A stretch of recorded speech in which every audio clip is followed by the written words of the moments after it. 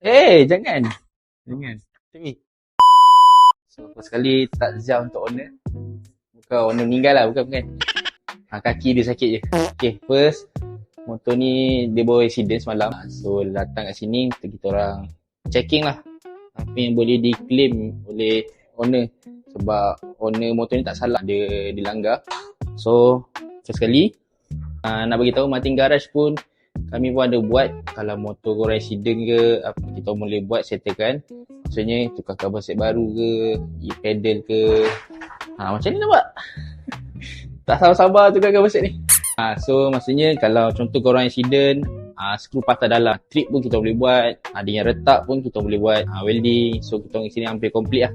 Nanti aku akan tunjuk apa yang barang yang ditukar. Dan dia ada ambil sekali dengan add-on skru one set lah, skru daripada Yamaha. So nanti aku akan tunjukkan. Thank you for support.